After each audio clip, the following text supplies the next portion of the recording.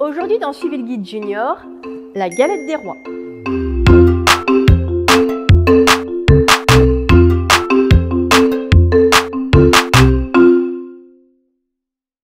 Bon alors, le réveillon, Noël, la Saint-Sylvestre, le jour de l'an, j'en peux plus de manger, la régime.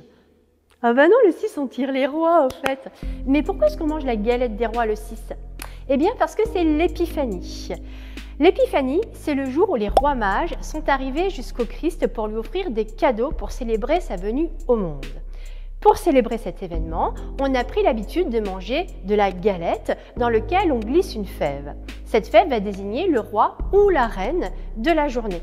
Chez nos voisins espagnols et portugais, cette fête est encore plus importante. C'est même un jour férié. Et c'est ce jour-là que les enfants reçoivent leurs cadeaux de Noël et non pas le 25 au matin comme chez nous. Mais en réalité, cette tradition remonte aux Romains. En effet, à l'époque, ils fêtaient les Saturnales. Ce sont des fêtes pour célébrer l'arrivée des jours plus longs, après l'hiver. Et il était de tradition de faire un gâteau rond et doré comme le soleil.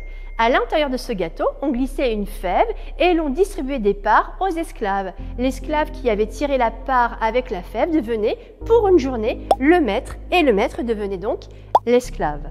Donc, comme très souvent, les traditions chrétiennes s'appuient sur des traditions païennes. Pour chez nous, la galette se mange toujours de la même façon. On la coupe en parts égales et on la distribue entre les convives. Le plus jeune se cache sous la table et désigne au hasard qui va avoir sa part de galette. Dans certaines régions, on en coupe même une part supplémentaire que l'on appelle la part du pauvre ou la part du bon Dieu, celle que l'on va donner si un déshérité vient frapper à sa porte.